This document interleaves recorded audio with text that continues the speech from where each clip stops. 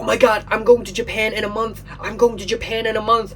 What? Hey guys, what's up? Culture Detective here, investigating our favorite movies, and today I'm going to be doing my second review of the day, and that would be the new film also released in Cannes Film Festival, and not enough people are excited about it. This is Left-Handed Girl, or in Mandarin, this is 左撇子女孩. This is a new film from first time, or not first time, I guess this is her second film, but her first solo effort, from director Zhou Jing, and also co-written by Sean Baker, of course. So the reason why Sean Baker is involved is that a little bit over a decade ago, actually maybe 2 decades ago, Zhou Jing and Sean Baker actually worked together and co-directed a film called Takeout, which is now available in the Criterion collection as a Blu-ray. And I haven't seen that, but when this film got announced that it's going to be included in Semaine de la Critique, which is International Critics Week in Cannes Film Festival, this film became the highlight of that section. Everyone is dying to see that new secret Sean Baker film. And Left-Handed Girl, here we go. And I watched this film last minute. I lined up at the last minute line, and I got in and I was able to watch it, and it was fantabulous. I was really happy that I saw this film. There's nothing too groundbreaking or novel about it. In fact, I hate to say this, but this is more of a Sean Baker film than a Taiwanese film, I guess. I could say that Zhou Jing hasn't found her own style and her own voice yet. This still very much does a very Sean Baker thing, social realism. You get the anamorphic widescreen ratio. It's a family drama bordering on slice of life with screwball comedy elements. We have a rebellious teenager who goes around and very lots of sex. And I'll say this because this is more of a Sean Baker feature than like a Taiwanese cinema feature, And then we have a struggling mom, financially struggling. Again, financial struggles. That's a very Sean Baker thing. And then we have a little child, a little girl, who is sort of like the voice of, I guess, innocence in this sort of 3-woman, 3-matriarch dynamic.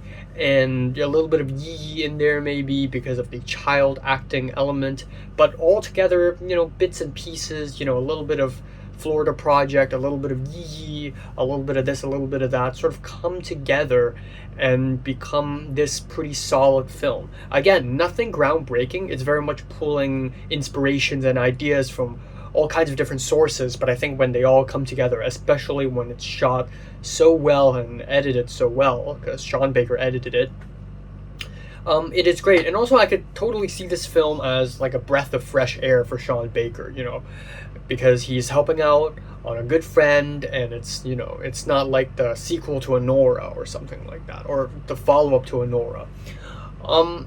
Yeah, so I'll quote my Letterboxd review here. Sure, Mandarin come out of these characters' mouths, and they are in the vibrant trance of Taipei streetlights, but the film is edited with the electricity of Baker, and the characters' attitudes are too nasty and headstrong for a mainstream Taiwanese drama.